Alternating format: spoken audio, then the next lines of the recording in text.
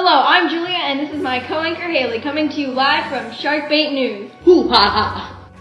In this segment, we have brought you news from the Manifest Destiny, so we point our cameras to our interviewer on the spot, Jillablub.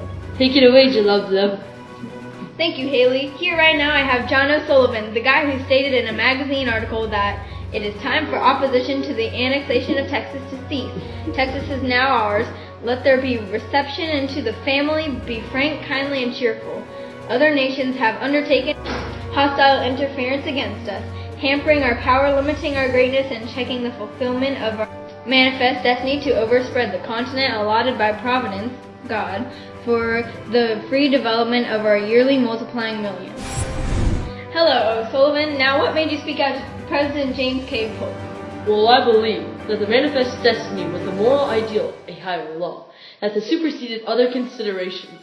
But Polk believed that the idea of the Manifest Destiny, which was the belief that it was the destiny of the U.S. to expand its territories over the whole of North America, and to extend and enhance its political, social, and economical influences, and he took action. Thank you, O'Sullivan. Now back to you, Julia. Thank you, Jillablub. But now for some important news.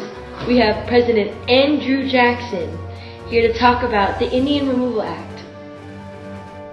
Thanks, Julia. Here's President Andrew Jackson, and we have prepared a few questions. Jackson, after you forced the Indians to leave, how did they react? Well, they all tried to rebel, but all but one did not succeed. The Seminoles. They won their battle, they kept their land. The Creek, Cherokee, Choctaw, and Chickasaw all found a different way to respond, so the Creek group got chained up and captured. They also got taken away from their homes. The Cherokee thought they would be able to adapt with the white people, which didn't really work. The Choctaw, they were forced to sign a treaty, then died from cold, disease, or saturation. Last but not least, the Chickasaw, they want to negotiate a treaty for better supplies. Well, thank you, Mr. President, for that. Now back to you, Julia. Thanks, Hubby. Now it's time for the weather. As you can see, it's pouring down rain right now on the Tennessee River. The rain has been coming down hard as the Trail of Tears continue. We have had information sent to us explaining the heavy weather. These heavy tears are from the eyes of all the Native American groups that have been forced to move westward. While they have all tried to fight for their land, President Andrew Jackson will not budge. Thanks, Haley, for that info on the Trail of Tears. And now one of the biggest court cases is now in motion, and we found our way on the scene. Let's take a look.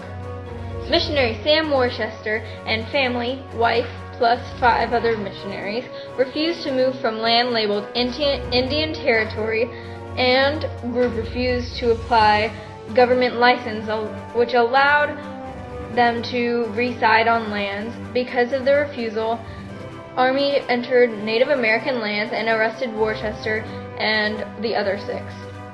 Worcester appealed charges and took the case to the Supreme Court. My family's forced removal is a violation of our constitutional rights. I believe the state of Georgia overstepped their boundaries, for they did not maintain jurisdiction to enforce the law within the native lands. But shut up! I have made my decision. Worcester is the winner of this round. Well, Haley, one very important event that took place was the spoils system with yet again President Andrew Jackson. That's right. A couple things about the spoils system is that it is the practice of giving appointive offices to loyal members of the party in power. Now that's cool. Go President Jackson. Along with that, people had many cultural practices, like believing in God and going to church. Everybody had something different to believe in, so they would all get along. Thank you, Hublubby and Jublubub, for all that important information. Interviews and all. Thank you for watching Sharkbait News. Hoo ha ha! Bloopers! Hello, O'Sullivan. Now, what made you speak out to President James K. Polk? Well, I believe that the Manifest Destiny was the moral ideal, a higher law, superseded other considerations. But Polk believed that the idea of the manifest destiny,